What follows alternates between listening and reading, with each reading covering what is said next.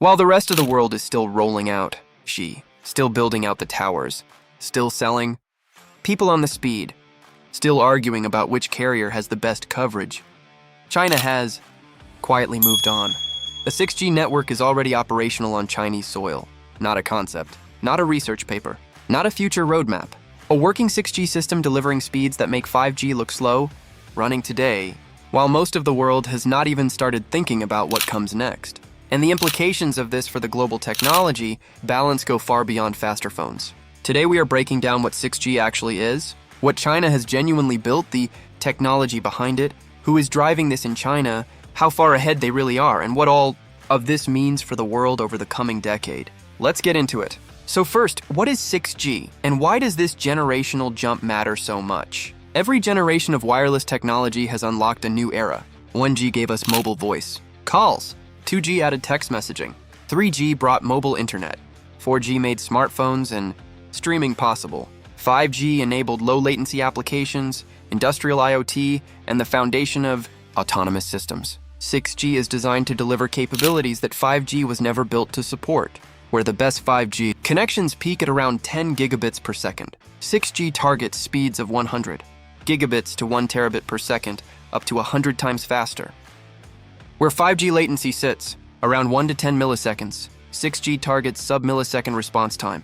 Where 5G connects roughly 1 million devices per square kilometer, 6G aims to support 10 million. But the raw numbers do not capture the real shift. The most important architectural change in 6G is that it is artificial intelligence native. AI is not an app running on top of the network. AI is built into how the network itself operates, managing spectrum, optimizing routing, predicting congestion, and adapting in real time to whatever devices and applications are connected. The second major shift is integrated satellite terrestrial networking. 6G is designed from the ground up so that ground-based towers and satellite-based coverage work together seamlessly. The device connects to 6G, and the network decides invisibly whether to route through a tower, a satellite, or both. True global coverage becomes architecturally possible. This is not an incremental upgrade. This is the platform on which the next decade of technology applications will be built. Now let's talk about what China has actually built.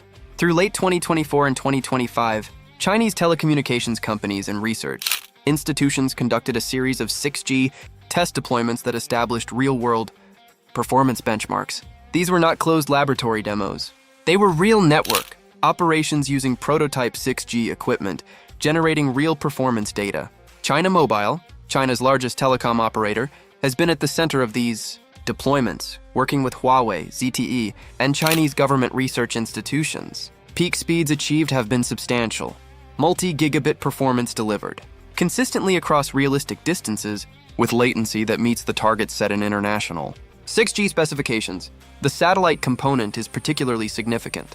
China has been actively building a satellite communications constellation designed to integrate directly with terrestrial 6G networks, extending coverage beyond cell towers into remote areas, aircraft, ships, and any environment where ground infrastructure is unavailable. What is operational right now is not a nationwide consumer 6G network.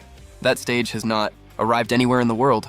What is operational is a network of 6G test deployments across multiple Chinese cities, integrated with satellite components, demonstrating end-to-end capability at levels that exceed what is publicly demonstrable in the United States, Europe, Japan, or South Korea. China's official commercial deployment timeline targets around 2030, but the practical work that has to happen between now and then is significantly more advanced in China than anywhere else. Now let's talk about the actual technology making this possible. The first foundation of 6G is the use of terahertz spectrum, frequencies of 100 gigahertz to 10 terahertz and beyond. The higher the frequency, the more data can be transmitted per second. That is the fundamental physics behind why 6G can be 100 times faster than 5G. But higher frequencies are harder to engineer. Terahertz waves do not pass through walls. They are absorbed by the atmosphere. They require precisely engineered antennas and shorter transmission ranges. Making terahertz wireless work in the real world has been the central challenge of 6G development globally. And Chinese researchers have invested years into solving the materials science, antenna design, and signal processing problems involved. The second foundation is AI native architecture. The network hardware itself is designed with AI processing capability distributed throughout every base station and network element. The network learns and adapts continuously, not as an upgrade, but as a core function. The third foundation is satellite terrestrial integration. China's parallel investment in satellite constellations has been deliberately coordinated with its 6G development to make this integration practical from day one. Now let's talk about who is actually building this in China. The Chinese 6G effort is a coordinated industrial program. Multiple major companies, government research institutes, and direct state policy support all working together. Huawei has been at the center of the push. Despite the export restrictions and 5G bans the company has faced internationally, Huawei has filed an enormous number of 6G-related patents and is widely regarded as one of the most technically advanced 6G research players in the world. ZTE is the other major Chinese telecom equipment manufacturer contributing significantly, especially in network architecture. China Mobile, China Telecom, and China Unicom, the three major Chinese telecom operators, provide the spectrum, the physical sites, and the operational expertise that turn research into deployed test networks. The IMT 2030 Promotion Group, China's national platform for coordinating 6G research, provides the strategic direction that aligns all of these players toward shared national objectives. This coordination is one of China's biggest structural advantages. The United States and Europe both have active 6G research, but the level of unified coordination across companies, government, and academia does not match what China has organized. So how far ahead is China really? The honest answer requires being specific about what dimension we are measuring. In practical test deployment, actually operational, 6G test networks demonstrating real performance, China is significantly ahead.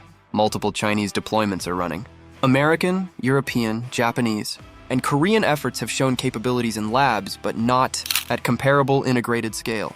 In 6G patent filings, a leading indicator of technical contribution, Chinese companies have filed substantially more than any other country, with Huawei alone accounting for a major share of global 6G patents. In satellite terrestrial integration, the architectural feature that defines 6G, China's combined investment in satellite constellations and ground 6G technology has produced a capability that is genuinely ahead. In fundamental research like the underlying science, the gap is narrower. The global 6G research community is genuinely international, and American, European, Japanese, and Korean researchers continue to produce world-class work. The bottleneck is not the science. The bottleneck is translating science into deployed infrastructure at scale. And that is where China's manufacturing base, coordinated industrial policy, and operator partnerships create a durable lead. Other countries can close meaningful portions of the gap with sustained investment. But the structural advantages China has built are not temporary, and they will be very difficult to neutralize before commercial 6G deployment begins around 2030. So what does all of this actually mean for the world? The economic implications are significant. The country that leads in providing 6G infrastructure to the global market will capture enormous economic value over the long deployment cycle of the technology. Just as Huawei built a dominant global position in 4G infrastructure, Chinese companies are positioned to capture substantial portions of the global 6G equipment market over the coming decade. Assuming geopolitical restrictions do not prevent that market access. The geopolitical implications go beyond economics. Standard setting, intellectual property, control, and supply chain influence all flow to the country with the strongest technical position. Chinese 6G leadership means Chinese influence over how the wireless layer of the global economy operates. The technology restrictions imposed on Huawei and other Chinese telecom companies will shape how Chinese 6G reaches Western markets. The same debates that played out around 5G, should allies allow, Chinese equipment in critical infrastructure are going to repeat with 6G but at higher stakes. For consumers, the direct experience of 6G is still years away. Commercial rollout begins around 2030 with widespread consumer availability, extending into the 2030s. But the application 6G will enable full augmented reality, holographic communication, instantaneous cloud computing, integrated AI operating seamlessly across every connected device. Autonomous systems with real-time global connectivity represent the technology infrastructure of the next decade. The country that leads in providing that infrastructure shapes the technology experience of billions of people worldwide. China is positioned to be that country. The work has been done. The infrastructure is being built. The lead has been established. The race is not over, but China's position is going to be very difficult for any competitor to overcome in the time frame that actually matters. And that is the full story of China's secret 6G network.